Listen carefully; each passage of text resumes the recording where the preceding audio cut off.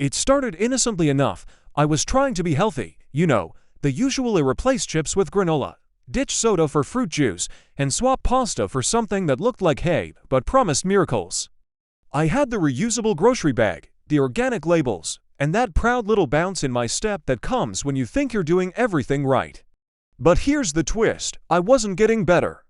I was tired, my skin was breaking out, my digestion was a mess, and my mood, let's just say my cat started avoiding me. The worst part, the very foods I believed were helping me were quietly wrecking me from the inside out. Let me take you through the 10 healthy foods that betrayed me, and possibly you, too, without warning, without mercy, and without a single nutrition label screaming, "Hey, I'm actually a problem." First on the list was something I ate daily, thinking I was being virtuous: fruit yogurt. It tasted like dessert, but I convinced myself it was good for me because it had fruit. What I didn't know was that most of these little pots are sugar bombs in disguise. Some had more sugar than a donut. And no, your gut bacteria don't thank you when they're drowning in syrupy mango puree. Instead of helping my digestion, it bloated me and left me craving more sugar hours later. Next up, granola. Oh granola, you crunchy little liar. Advertised as a natural and energy-boosting breakfast, it turns out granola is just candy wearing a hiking boot. Between the honey, dried fruits, oils, and nuts, I was eating more calories than a breakfast burrito, and none of the satisfaction. It spiked my blood sugar, crashed it fast, and sent me scavenging for snacks by 10 a.m. Then there was whole wheat bread. It sounded like the adult version of white bread, mature, responsible, packed with fiber. But modern whole wheat bread is often ultra-processed, stripped of nutrients, and sneakily loaded with added sugar. Plus, the gluten was not my friend. I didn't even know I was sensitive to it until I stopped eating it and realized that my brain fog and stomach knots disappeared. Coincidence? I tested it. Nope. Let's talk about veggie chips.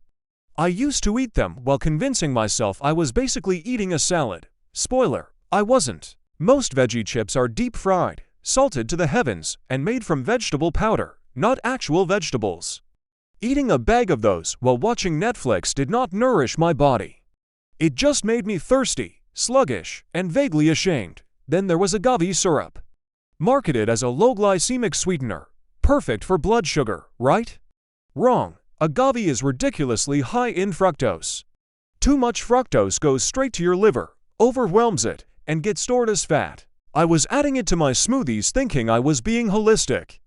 What I was actually doing was feeding my liver a slow poison disguised as a health halo. Speaking of smoothies, they were next.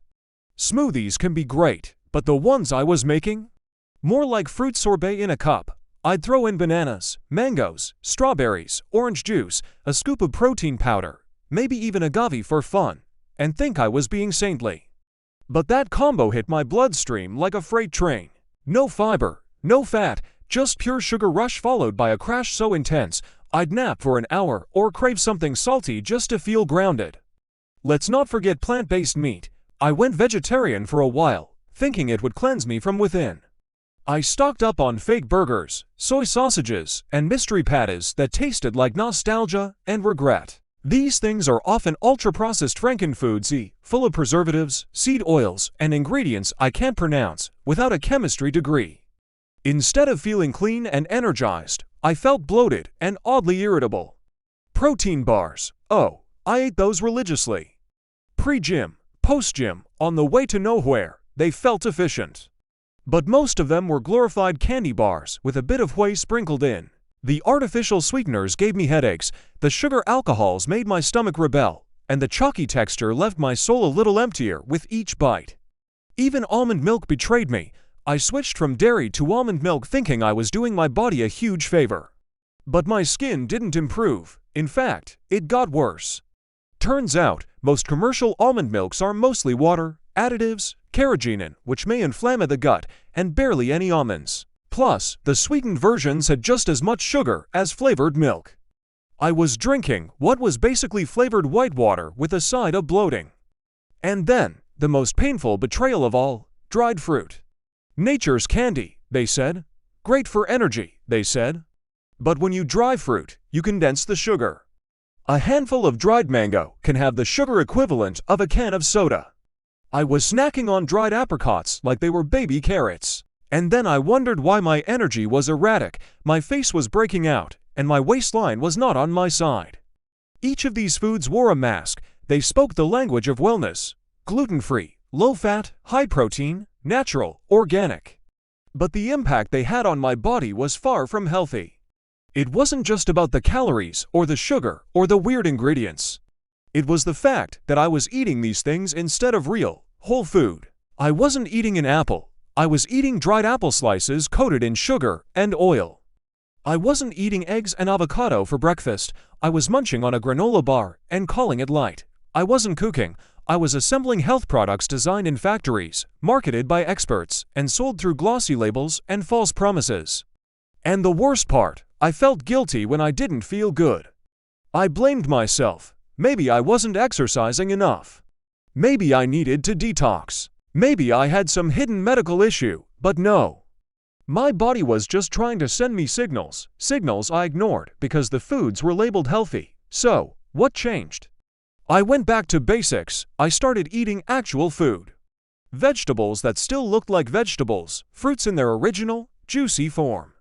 Meat I could recognize, eggs with yolks, nuts that didn't come with slogans. I swapped healthy products for simple ingredients. I stopped trusting the marketing and started listening to how my body reacted. And slowly, very slowly, my energy came back. My skin calmed down, my sleep improved, my mind felt clearer. I didn't feel perfect, but I finally felt normal, balanced, free from the wellness hamster wheel. The truth is, healthy is a word that's been twisted.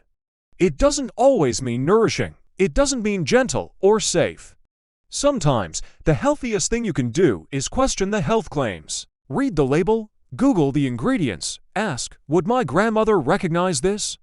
Because I promise you this, kale doesn't need a label. Neither does a boiled egg or a bowl of lentils. But the things that come in shiny wrappers with hearts and check marks and words like wholesome often do. Now, I'm not saying you should be afraid of every food, but maybe, just maybe, some of the things you trust the most are the very things holding you back. So tell me, which of these healthy foods do you eat the most? Have any of them ever made you feel worse, even though you thought they'd help? Let's talk in the comments. And maybe, just maybe, the next time someone offers you a granola bar and says, it's healthy, you'll smile, thank them politely, and choose a banana instead.